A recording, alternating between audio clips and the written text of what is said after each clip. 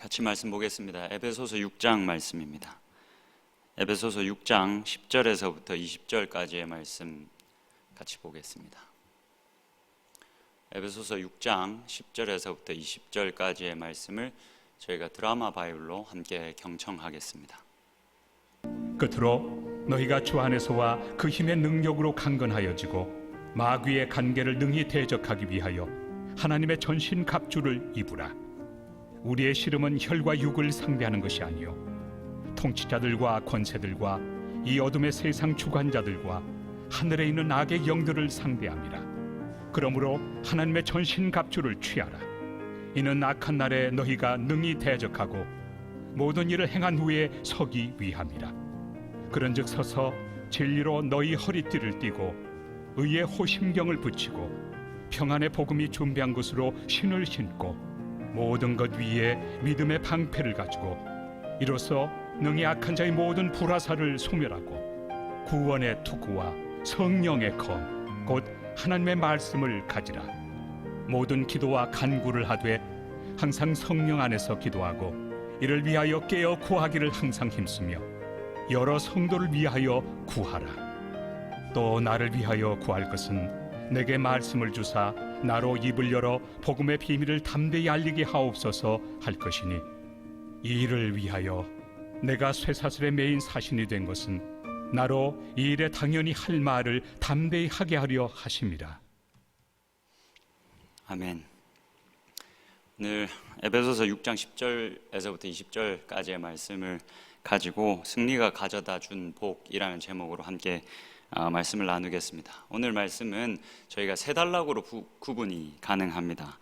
첫 번째 단락은 10절에서부터 13절, 그리고 14절에서부터 17절, 그리고 18절에서부터 20절 이렇게 세 가지 단락으로 나눠 볼 수 있습니다. 재밌게도 이 각 단락의 제일 첫 절이 그 단락의 핵심 내용을 잘 표현해주고 있습니다. 그래서 각 단락의 첫 절들을 중심으로 저희들이 한 절 한 절씩 좀 살펴보면서 같이 말씀을 나누면 좋겠습니다. 먼저 10절 같이 보겠습니다. 10절에 이렇게 기록되어져 있습니다. 끝으로 너희가 주 안에서와 그 힘의 능력으로 강건하여져라. 바울이 오늘 본문을 이제 이 마무리하는 말로 이렇게 끝맺음하는 말로 시작합니다. 끝으로. 이 에베소서의 결론 부분이라는 말이죠. 제가 오늘 말씀을 준비하면서 개인적으로는 굉장히 감격스러웠습니다. 제가 신대원을 졸업하고 이제 사역을 쭉 이렇게 한 10여 년 해오면서 개인적으로는 처음 이렇게 하나의 이 한 권의 책을 1장에서부터 끝장까지 이렇게 다 처음 이렇게 설교를 해봤습니다. 그래서 이게 오늘 제가 이 오후 예배 시간 때나 혹은 저에게 이제 어떤 설교의 기회가 주어지면 제가 계속 에베소서의 말씀을 가지고 말씀을 나누었었는데 오늘이 그 끝 시간입니다. 그래서 굉장히 준비하면서 제 개인적으로는 이 감격이 있었습니다. 내가 이렇게 1장에서부터 6장까지 다 설교를 해보다니, 그런 기회가 나에게 주어지다니 라는 생각들이 들면서 저에게는 굉장히 의미 있는 시간이었습니다. 이 본문을 쓰고 있는 바울에게는 더 그럴 것 같습니다. 너무나도 사랑하는 교회를 향해서 편지를 쓰면서 그 편지를 마무리하고 있는 내용입니다. 끝으로 너희가 주 안에서, 그리스도 안에서, 그리고 그 그리스도의 힘의 능력 안에서 강건하여져라, 강하고 담대하라 라고 이야기를 하고 있습니다. 이 10절에서 저희가 조금 눈여겨봐야 할 부분은 그 힘의 능력으로 라는 표현입니다. 사실은 그 힘의 능력 안에서 라고 할 수 있는데 이 표현은 사실 지금 바울이 에베소서 1장에 사용했던 표현이기도 합니다. 처음 이 에베소서를 시작하면서 바울이 이 글을 읽는 독자들에게 그 힘의 능력으로 강하게 서라 라고 당부하면서 이 글을 시작합니다. 그래서 지금 바울은 이 에베소서 1장의 말씀을 마지막 결론 부분에 다시 끌어오면서 이 이 편지의 전체의 내용을 이렇게 딱 맞춰놓고 있는 겁니다. 저희들이 이런 것들을 수자적인 표현으로 인클루지오라고 하는데 처음과 마지막의 내용을 같게 하는 것, 그래서 이 전체의 내용을 통일성 있게 만드는 것, 그런 어떤 수사적인 기술을 일컬어서 우리가 인클루지오라고 하는데, 지금 바울이 그렇게 하고 있습니다. 결론 부분에 맺은 말을 이제 내어놓으면서 처음 자신이 이 글을 시작하면서 했던 내용을 끌어와서 이야기하고 있습니다. 그래서 저희가 잠깐 이 오늘 본문인 이 결론 부분을 잘 이해하기 위해서는 1장의 내용을 조금 다시 한 번 더 우리가 리마인드 할 필요가 있습니다. 그래서 혹시 성경이 있으시면 좀 펴시고 1장으로 잠깐 넘어가셔서 한번 보겠습니다. 제가 1장의 내용을 다시 다 할 수는 없고 몇 절만 읽어 드릴 테니까 지금 바울이 어떤 내용을 이 결론 부분에 다시 끌어오고 있는지를 여러분들이 한번 확인해 보시면 좋을 것 같습니다. 제가 1장 19절에서부터 23절까지를 읽어 드리겠습니다.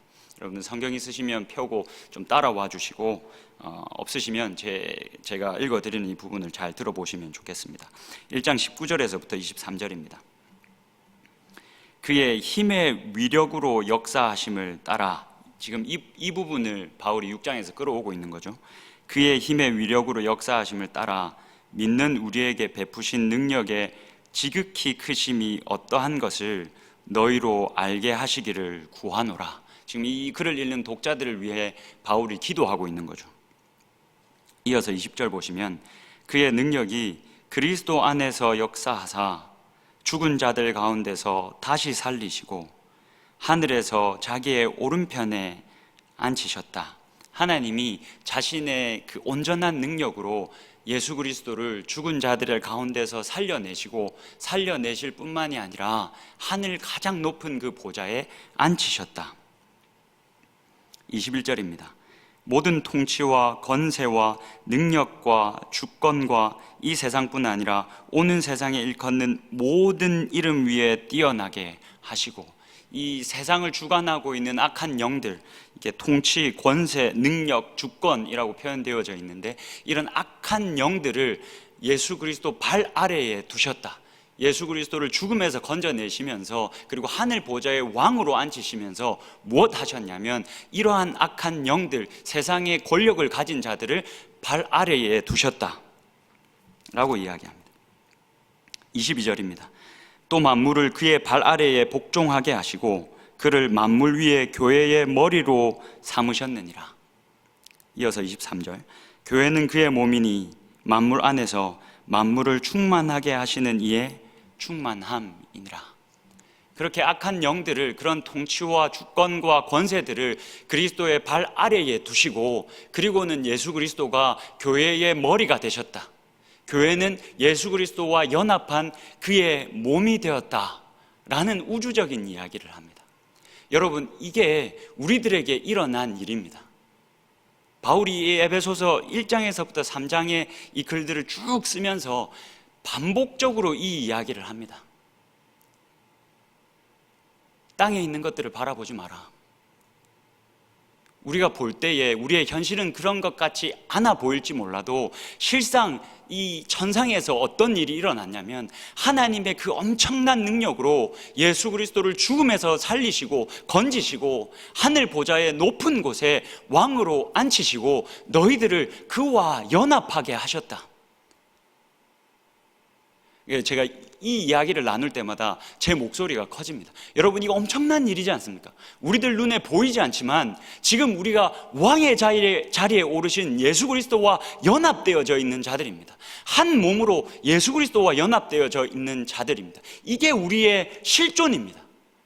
바울은 지금 그 얘기를 하고 있는 겁니다. 1장에서. 그래서 2장에 가보면 뭐라고 말하냐면 놀라지 마라. 하나님께서 너희들을 그리스도와 함께 살리셨고 일으키셨고 이미 부활시키셨다는 표현입니다. 그리고 그 하늘 보좌에 앉히셨다.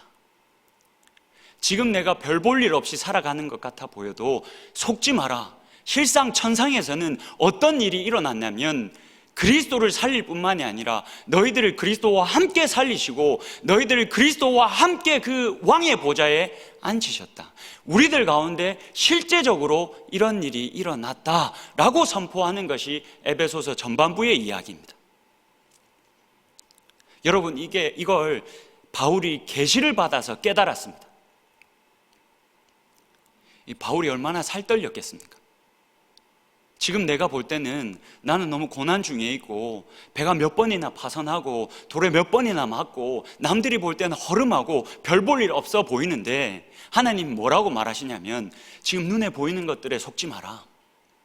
너는 이미 그 왕의 자리에 그리스도와 함께 앉아 있다. 우리는 이미 왕 노릇하고 있다 라는 걸 바울에게 계시로 보여주셨을 때, 계시로 깨닫게 하셨을 때 바울이 얼마나 살떨렸을까요? 제가 에베소서를 1장에서부터 지금 6장까지 이렇게 설교를 쭉 하면서 제가 그런 생각을 합니다. 아무도 이 내용을 잘 기억은 못 하실 거다. 사실 이렇게 설교를 하면서 제일 큰 수혜자는 저죠. 1장에서부터 6장까지 계속 이 바울의 논리를 쫓아가면서 제일 많이 들었던 생각이 하나 있다면 이 바울은 얼마나 살떨렸을까. 이 하나님이 이런 것들을 보게 하시고 깨닫게 하셨을 때 얼마나 살떨렸을까. 그리고 이걸 글로 써내려 갈 때 얼마나 흥분됐을까. 바울의 심정이 조금 더 잘 느껴져서 저에게는 개인적으로 굉장히 좋은 시간이었습니다. 지금 이 놀라운 사건, 우리들에게 일어난 이 놀라운 사건을 마지막 끝맺음을 하면서 바울이 굳이 다시 끌어오고 있습니다. 그 끌어오고 있는 부분이 지금 우리가 살펴본 10절의 말씀입니다. 강건하라. 끝으로 강하고 담대하라.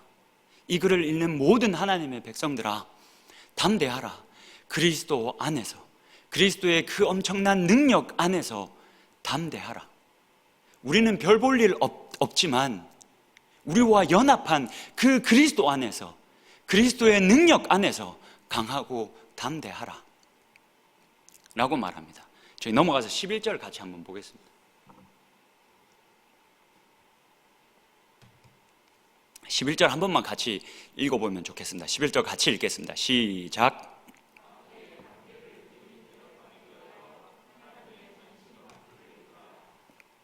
바울이 11절에서 마귀의 이 관계를 능히 대적하기 위해서, 이 마귀와 싸워 이기기 위해서, 넘어지지 않기 위해서 하나님의 전신갑주를 취하라 라고 말합니다. 여러분, 우리의 전신갑주가 아닙니다. 너희들 힘으로 마귀와 맞서라 라고 하지 않으십니다. 하나님의 전신갑주를 취하라. 왜냐하면 우리가 그 마귀의 관계와 대적해야 되기 때문이다 라고 이야기합니다. 여러분, 이 11절을 보실 때는 10절과 11절에 있는 이 간극을 우리가 꼭 짚어봐야 합니다. 1장에 보면 하나님께서 이미 그리스도를 죽음에서 건져내시면서 이런 악한 영들을 그리스도의 발 아래에 두셨다, 더 이상 힘 못 쓰게 하셨다라고 기록합니다. 그런데 11절에 보면 그 마귀가 여전히 관계를 가지고 우리들을 공격하고 있다, 우리를 삼키려 하고 있다라고 표현하고 있습니다. 그렇게 기록하고 있습니다. 이게 좀 저희들이 유심히 성경을 보려고 하면 질문이 하나 떠올라야 됩니다. 아니, 분명히 바울은 1장, 2장, 3장에서 이 천상에서 놀라운 일이 일어났다, 이제 그리스도가 모든 악한 영들을 발 아래에 두셨다 라고 선포해놓고 6장에 가면, 11절에 가면 마귀의 관계가 그대로 있다, 너희들 넘어뜨리려고 한다, 얘네들 여전히 살아서 일하고 있다 라고 말하고 있으니 이거 좀 충돌 일어나는 것 아닌가 라는 질문이 우리들에게 있어야 합니다. 이 그림을 한번 보시면 좋겠습니다. 낮 시간에 담임 목사님께서 보여주신 그림입니다. 이게 사실 제가 지금 에베소서 설교하면서 제가 이렇게 제 나름대로 그려놓은 그림이 있긴 한데 제가 그 그림을 한 두세 차례 보여드렸었습니다. 근데 그 그림보다 오늘 담임 목사님께서 쓰신 이거 담임 목사님 한 두 번 쓰셨던 것 같은데 제 기억으로 이게 훨씬 더 명료하고 잘 나와 있는 것 같아서 제가 담임 목사님 허락은 구하지 않고 급해서 그냥 가져왔습니다. 이해해 주시리라 믿습니다. 자, 이것 보시면 지금 우리가 이렇게 끼어져 있는 시대에 살아가고 있는 겁니다. 하나님의 나라는 이미 왔습니다. 예수 그리스도가 이 땅에 오시고 우리의 죄를 대신해서 십자가에서 돌아가셨을 때 예수 그리스도가 하나님의 나라를 끌어오셨고 그렇게 하나님의 나라의 왕으로 자정하셨습니다. 그래서 지금 우리는 하나님 나라 안에 살아가고 있습니다. 그러나 이게 다가 아닙니다. 이 에베소서 전반부와 후반부의 이 긴장을 여러 신학자들이 이걸 어떻게 이해해야 되냐라고 고민해서 만들어 놓은 표들이 보통 이런 표들입니다. 하나님의 나라가 이미 왔는데 아직 완전히 온 건 아닌 겁니다. 그러니까 이미와 아직이라는 이야기 많이 들어보셨죠. 하나님의 나라가 예수 그리스도가 십자가에서 죽으시면서 그렇게 힘차게 시작되었습니다. 그렇게 이미 하나님께서는 예수 그리스도를 왕의 자리에 앉히셨고 그뿐만이 아니라 우리도 왕의 자리에 앉히셨습니다. 그런데 그 하나님의 나라가 완전히 임한 것은 아닙니다. 하나님이 약속하시기에는 예수 그리스도가 다시 오시는 그날 너희들이 완전히 온전히 보게 될 것이다. 그 하나님의 나라를 온전히 보게 될 것이다 라고 이야기하십니다. 그래서 우리는 지금 이 끼어져 있는 시대에 살아가고 있는 겁니다. 하나님이 이미 악한 영들을 예수 그리스도의 발 아래에 뒀지만 그들은 여전히 일하고 있습니다. 여러분 이걸 여러분들 좀 계속 기억하셨으면 좋겠고 13절로 한번 넘어가 보시죠. 13절을 넘어가서 보시면 조금 더 이해하실 수 있도록 설명할 수 있을 것 같습니다. 13절은 이렇게 기록되어져 있습니다. 그러므로 하나님의 전신갑주를 취하라. 이는 악한 날에 너희가 능히 대적하고 모든 일을 행한 후에 서기 위함이라. 죄송합니다. 12절 보겠습니다. 우리의 씨름은 혈과 육을 상대하는 것이 아니요 통치자들과 권세들과, 지금 에베소서 1장에 나와 있는 표현들이죠. 통치자들과 권세들과 이 어둠의 세상 주관자들과 하늘에 있는 악의 영들을 상대함이라. 여러분, 지금 우리가 싸우는 일이 혈과 육을 상대하는 게 아니라는 겁니다. 그냥 뭘 먹느냐, 뭘 입느냐, 어디에 들어가서 일을 하느냐, 지금 우리는 그 정도의 일 가지고 싸움하지 않아도 되는 자들이라는 겁니다. 왜냐하면 하나님 나라가 이미 왔고 우리는 그 하나님 나라에 이미 왕으로 존재하고 있기 때문에 우리는 그 정도 일 가지고 씨름하는 자들이 아니라는 겁니다. 우리는 지금 이 악한 영들을 상대하고 있다라고 이야기합니다. 이 통치자들, 권세들, 어둠의 세상 주관자들, 이 악한 영들을 일컫는 표현들, 다른 표현들이죠. 악한 영들을 상대하는 자들이 되었다는 겁니다. 근데 이 악한 영들이 어디에 있다라고 이야기합니까? 하늘에 있다라고 이야기합니다. 여러분, 구약 성경을 보시면 얼마 전에 저희가 욥기서를 이제 새벽 기도 시간에 계속 이렇게 함께 나눴었고, 욥기서에서도 등장을 하고 스가랴 3장에도 가보면 그렇게 등장을 하는데, 이런 악한 영들이 구약 성경에서는 어떤 일을 한다라고 소개를 하고 있냐면 하늘에서 하나님 옆에서 인간들을 고발하는 역할을 한다는 것을 보여줍니다. 욥기의 이야기를 보면 그렇죠. 하나님 앞에서 악한 영이, 사탄이 하나님, 욥이 복을 받았기 때문에 의로운 겁니다. 당신이 이거 다 걷어가시면 욥은 당신을 따르지 않을 겁니다. 고발하고 참소하죠. 스가랴 3장에서도 그렇게 인간들을 참소하는 자들로 소개가 됩니다. 여러분, 근데 누가복음 10장의 말씀을 보면 예수님께서 70명의 전도단을, 빌립 전도단을, 저희 교회 표현대로 하면 빌립 전도단을 이제 파송하시죠. 그리고는 그렇게 파송된 70명의 전도자들이 돌아옵니다. 기쁜 마음으로 돌아옵니다. 그래서 전도 보고를 예수님께 하죠. 예수 그리스도 당신의 이름으로 하니까 귀신들도 묻기더이다. 이 귀신들도 힘없이 묶이고 힘을 전혀 쓰지 못했습니다 라고 그렇게 전도 보고를 합니다. 그랬더니 예수님께서 뭐라고 말씀하시면, 사탄이 하늘로부터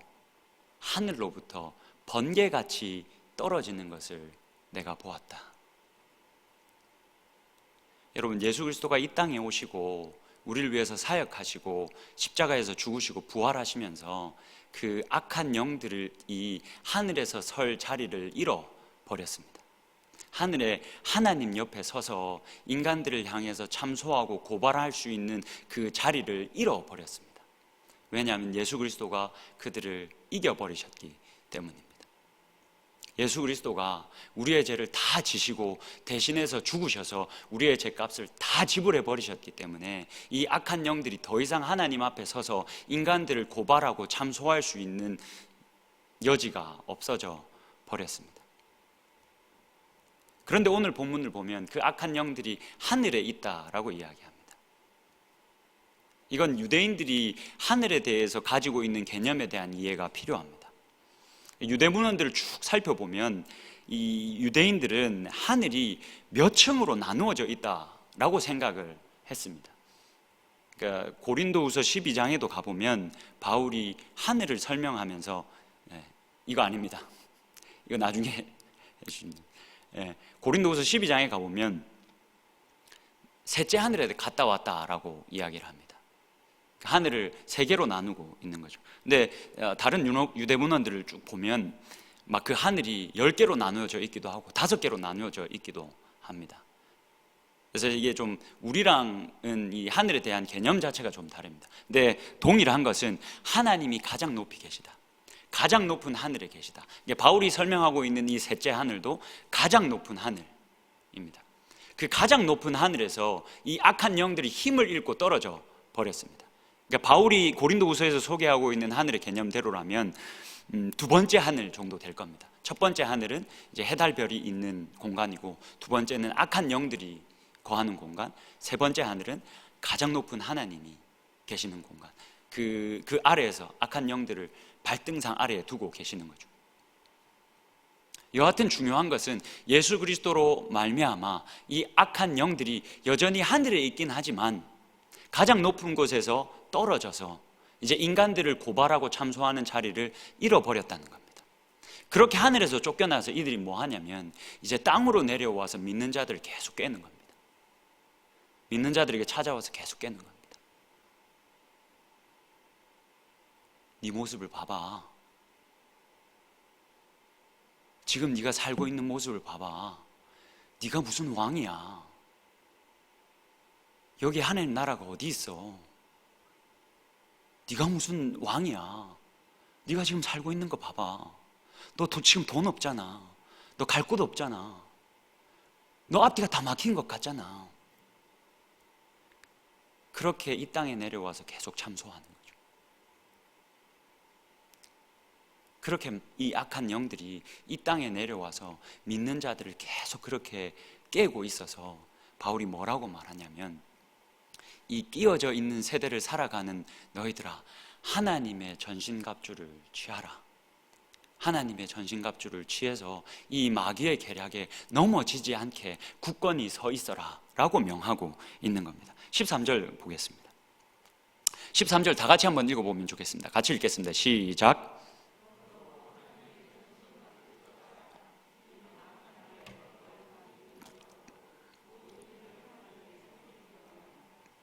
그러므로 결코 이 악한 영들의 우리를 향한 공격이 결코 작지 않고 결코 쉽지 않기 때문에 하나님의 전신갑주, 하나님이 쓰셨던 이 전신갑주를 너희들이 취하라. 이 지금 14절에서부터 전신갑주를 이제 구체적으로 바울이 설명을 하는데, 여러분 이게 사실은 이사야서 11장 그리고 59장의 말씀에 기록되어져 있는 이미지들입니다. 거기에 보면 하나님과 하나님이 보내실 메시아가 사용했던 실제적인 그 하나님과 메시아가 사용했던 무기들입니다. 하나님이 신적 전쟁에 임하실 때 사용했던 그 전신갑주를 너희들이 취하라. 무슨 말입니까? 하나님이 이제 너희들을 홀로 두지 않고 고아와 과부처럼 그냥 내버려 두지 않고 하나님이 너희들에게 하나님이 직접 사용하셨던 그 하나님의 전신갑주를 주신다. 그 하나님의 전신갑주를 취하라. 그리고 그 모든 선한 일을 행한 후에 서 있어라. 그 자리에 든든히 서 있어라. 여기서 서기 위함이라, 든든히 서라라는 이 동사는 여러분 지금 바울이 군대 용어를 사용하고 있는 겁니다. 여러분 영화를 뭐 어떤 로마 시대 때의 영화들을 보시면 아실 겁니다. 기억하실 겁니다. 이런 백병전이 벌어졌을 때 막 이런 총이나 이런 걸로 싸우는 게 아니라 막 주먹으로, 칼로, 창으로 싸울 때 이 딱 서 있어라라는 말이 뭐냐면 이렇게 라인을 지키고 서 있는 사람들 여러분들 기억하십니까? 저쪽 위에 이제 적이 있으면 이렇게 오하열을 맞춰서 군대가 진열이가 이렇게 딱 서 있지 않습니까? 그래서 이렇게 딱 진영을 갖추고 든든히 서서 이 사람들이 몸으로 밀고 들어올 때 막아서서 뒤로 밀쳐지지 않도록 굳건히 서 있어라. 여기 딱 단단히 서 있어라. 하나님의 전신갑주를 취하고 여기 딱 단단히 서 있어라. 서 있기 위해서는 하나님의 전신갑주를 취해야 한다라는 이야기를 하고 있습니다. 저희 14절에 넘어가서 이제 두 번째 단락으로 넘어가서 이제 14절에서부터 17절까지는 좀 간략하게 이 지금 하나님의 전신갑주가 어떻게 구성되어져 있는지를 우리가 함께 좀 살펴보면 좋겠습니다. 14절입니다. 그런즉 서서 진리로 너희 허리띠를 띠라. 오늘 오전에도 담임 목사님 말씀해 주셨는데 진리가 뭡니까? 이 참 진짜에 따를 다스릴 이 하나님께서 만들어 놓으신 하나님의 원리, 선하고 아름다운 것을 근거로 하고 있는, 기본으로 하고 있는 하나님의 원리, 이 세상의 가치가 아닌 하나님이 만들어 놓으신 원리와 가치, 그 진리로 허리띠를 띠라. 여러분 이 이미지를 한번 떠올려 보십시오. 진리로 허리띠를 띠라. 쉬운 전쟁이 아니기 때문에 제대로 준비하라 라는 말이죠. 여러분 이게 참 바울이 어떻게 보면 우주적인 이야기를 하고 있는데 제가 이렇게 이걸 어떻게 좀 더 잘 설명할 수 있을까를 고민 좀 하고 예를 들어야 되겠다 생각하는데 그 예들이 다 너무 저급한 예들밖에 생각이 나지 않더라고요. 근데 아무리 생각해봐도 더 나은 예가 생각이 나지 않아서 그냥 여러분들 잘 이해하시라고 예를 하나 들어보겠습니다. 지금 이 바울이 지금 이렇게 보여주고 있는 이미지는 그런 겁니다. 여러분 그 친구라는 영화 기억하고 계십니까? 이제 좀 꽤 많은 시간이 흘렀는데 제가 영화나 뭐 이런 것들을 잘 보지 않는데 저한테는 참 굉장히 그 인상 깊은 영화로 남아 있습니다. 왜냐하면 그 배경이 되고 있는 그 지역이 바로 저희 집 앞이거든요. 그래서 굉장히 인상 깊게 봤던 영화 중에 하나인데, 여러분 그 여러 유명한 장면 중에 그 선생님이 그 이제 건들건들하는 이제 유호성에게 이렇게 묻습니다. 너가 아버지 뭐 하시노? 그때 이제 유호성이 뭐라고 답했는지 기억하십니까? 건달인데 얘. 그 말을 듣자마자 그 선생님이 이제 전쟁을 준비하십니다. 팔을 걷고 시계를 풀고 이제 막 이렇게 전쟁을 시작하시죠. 약간 그런 느낌인 겁니다. 지금 제대로 준비하라는 겁니다. 이 전쟁이 쉽지 않기 때문에 진리로 너희들의 허리를 딱 동여매고 이 전쟁을 준비하라는 겁니다. 그렇게 지금 이 전신갑주에 대한 소개를 시작하고 있습니다. 역시 별로 좋은 예는 아니었군요. 그 어떤 느낌만 여러분들 이해하시면 좋겠습니다. 그렇게 허리에 진리로 허리띠를 띠고 의의 호심경을 붙이라 라고 말합니다. 호심경은 여러분들 보셔서 잘 알겠지만 이렇게 가슴팍에 이렇게 붙이는 겁니다. 그러니까 그 당시에는 뭐 칼과 창으로도 싸웠지만 그때도 미사일이 있었죠. 그러니까 화살, 저 뒤에서 이제 화살을 팍 쏘지 않습니까? 그런 것들이 막 싸울 때 이제 이렇게 가슴에 날아와서 꽂히는 경우들이 많았으니까 호심경을 붙이고 다녔습니다. 근데 이 의의 호심경을 붙이라라고 말합니다. 그러니까 하나님의 의로우심. 사탄 마귀가 악한 영들이 우리를 계속 참소하고 우리를 계속 고발하는데 하나님의 의로우심을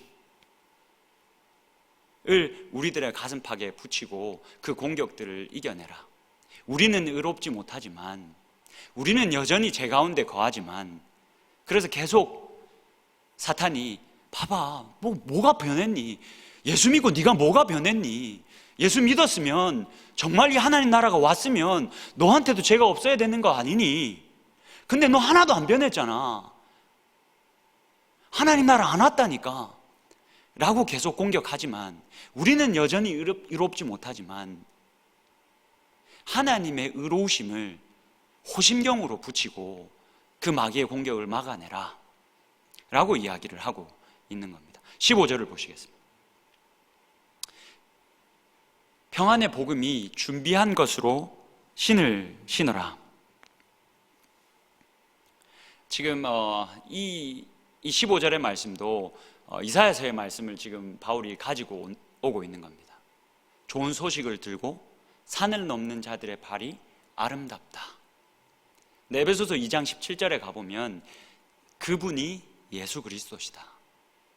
좋은 소식을 가지고 산을 넘어와서 이 세상에 가까이 있는 자들에게, 그리고 멀리 있는 자들에게 평안을 전하는 자가 예수 그리스도시다 라고 바울이 이 이사야서 말씀을 해석합니다. 그 이야기를 하고 있는 겁니다. 평안의 복음이 예수 그리스도로 말미암아 이미 전해진 그 평안의 복음에 신을 신고 너희들도 그렇게 평안의 복음을 전하며 살아라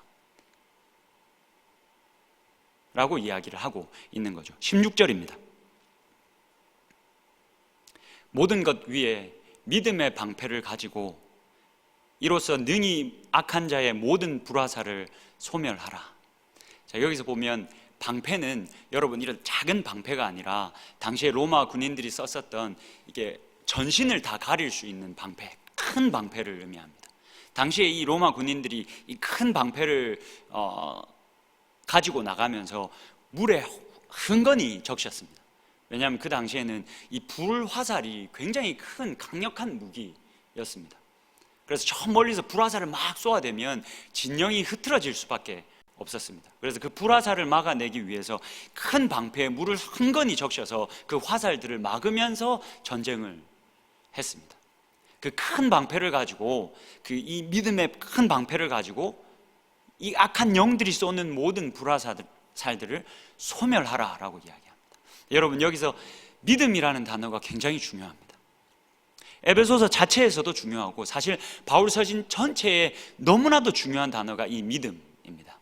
그리고 사실 이 단어가 어렵습니다. 수많은 신학자들이 이 믿음이라는, 바울이 사용하고 있는 이 작은 단어, 이 믿음이라는 단어 때문에 엄청나게 많은 연구를 했습니다.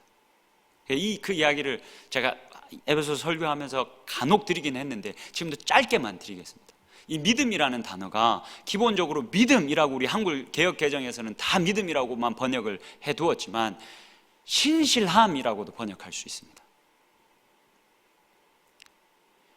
우리의 믿음을 표현할 수도 있고, 지금 이 믿음에 방패할 때 우리의 믿음을 가지고, 우리가 예수 그리스도를 그 믿는 믿음을 가지고 방패로 삼아라 라고 해석할 수도 있고, 하나님의 그 신실함을 너희들의 방패로 삼아라 라고도 번역을 할 수 있습니다.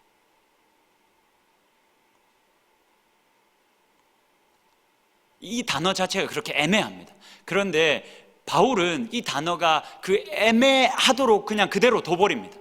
근데 바울의 신학을 연구해 보면 바울이 그 어떤 것보다 하나님의 신실함에 기대어 있다는 것을 우리가 너무나도 잘 알 수 있습니다. 사실 이 믿음에 대한 논쟁이 로마서에 가면 가장 뜨겁습니다. 오직 의인은 믿음으로 말미암아 살리라, 그 문구 때문에 이 신학자들이 오랜 시간 동안 엄청나게 이걸 두고 논쟁하고 연구를 해 두었습니다. 근데 로마서의 핵심이 뭐냐면 하나님이 신실하시다라는 겁니다. 로마서에 가면 이 바울이 이 가상의 이 논쟁 상대를 세워두고 계속 자신이 논쟁을 벌입니다. 근데 그 가상의 상대가 뭐라고 말하냐면, 지금 하나님의 백성, 이 유대인들이 이렇게 로마 압제에 있고 이렇게 오랜 시간 동안 힘을 잃고 살아간다면 정말 하나님이 신실하시고 의로우신 분입니까? 라고 가상의 상대가 바울에게 계속 질문합니다. 그 질문을 스스로에게 던지고 바울이 어떻게 하나님이 신실하신가를 증명하는 것이 로마서입니다. 바울의 신학을 쫓아가 보면 바울은 철저히 하나님의 신실하심에 기대어 있습니다. 그래서 이 믿음이라는 단어를 우리는 어떻게 봐야 되냐면, 하나님의 신실하심에서부터 불러일으켜진 우리의 믿음이라고 봐야 합니다. 제가 생각하기로는, 제가 믿기로는 바울은 지금 이런 뉘앙스를 가지고 이 단어를 쓰고 있다고 저는 생각합니다. 바울은 지금 이 단어를 확실히 쓸 수 있었습니다. 우리의 믿음이라고도 쓸 수 있었고 하나님의 신실하심이라고도 쓸 수 있었습니다. 그런데 이 앞에 있는 인칭 대명사를 바울이 일부러 계속 생략시켜버립니다. 제가 생각했을 때는 바울은 이 두 의미를 다 가지고 이야기하고 싶었던 것 같습니다. 하나님의 신실하심에서부터 불러일으켜진 우리의 믿음, 이 우리를 지킵니다. 그 하나님의 신실하심이 우리를 지켜줍니다. 가장 강력한 이 악한 영들의 이 불화살의 공격도 하나님의 신실하심이, 그렇게 하나님의 신실하심에서부터 불러일으켜진 우리의 믿음이 그 공격으로부터 우리를 지킵니다. 17절입니다. 구원의 투구와 성령의 검 곧 하나님의 말씀을 가지라. 하나님께서 이미 베푸신 그 구원으로 너희들의 투구를, 그 헬멧을 써라. 여기서 헬멧은 이렇게 우리 여러 보셔서 알겠지만 이까지 이렇게 뺨까지 다 가려지는 그 투구를 이야기합니다. 하나님께서 이미 너희들에게 허락하신 그 구원을 헬멧으로 써라. 그리고 성령의 검 곧 하나님의 말씀을 가지라. 여러분, 14절에서부터 하나님이 친히 입으셨었던 그 전신갑주를 설명하는데 한 가지 특징이 있습니다. 대부분 다 방어를 목적으로 한 무기들입니다. 마지막 성령의 검, 곧 하나님의 말씀, 이것은 이렇게 그 당시에 이렇게 근접거리에서 전쟁이 벌어졌을 때 사용했던 단검을 의미하는 단어거든요. 하나님의 말씀만 공격을 위한 목적으로 주어진 무기고 나머지들은 다 방어를 목적으로 하고 있습니다. 여러분, 14절에서 17절까지 바울이 이사야서에서 하나님과 메시아가 신적 전쟁에 나가실 때 입으셨던 그 전신갑주를 이렇게 가지고 와가지고 이 하나님의 전신갑주를 취하라 라고 설명하면서 어떤 말을 하고 싶었을까요?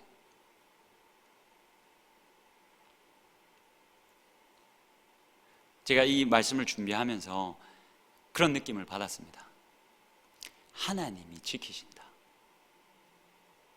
그저 서 있기만 해라. 하나님이 하신다. 제가 함께 사역했던 한 목사님이 입버릇처럼 하시던 말씀입니다. 하나님이 하신다. 하나님이 하신다. 제가 그때는, 지금도 어리지만 더 어렸기 때문에 인간적인 힘이 정말 강했습니다. 내가 할 수 있다, 내가 다 할 거다 라는 욕심이 제 안에 있었던 것 같습니다. 그래서 사실 그 말이 너무 듣기 싫었습니다. 하나님이 하신다. 뭐 문제만 갖고 가면 하나님이 하신다. 아니, 우리가 해야 되는데 계속 하나님이 하신다. 너무 답답했습니다. 근데 오늘 이 말씀을 제가 준비하고 쭉 읽으면서 바울이 마치 그렇게 이야기하는 것 같았습니다. 하나님이 지키신다. 하나님이 하신다. 그냥 그 그리스도 안에 있기만 하면 된다. 그 그리스도 능력 안에 네가 숨기만 하면 된다. 네가 하는 게 아니다. 내가 필요한 건 너의 전신갑주가 아니다. 내 것을 너에게 준다. 내가 한다. 내가 너를 지킨다. 내가 너와 함께 한다. 바울이 지금 그 이야기하고 있는 겁니다.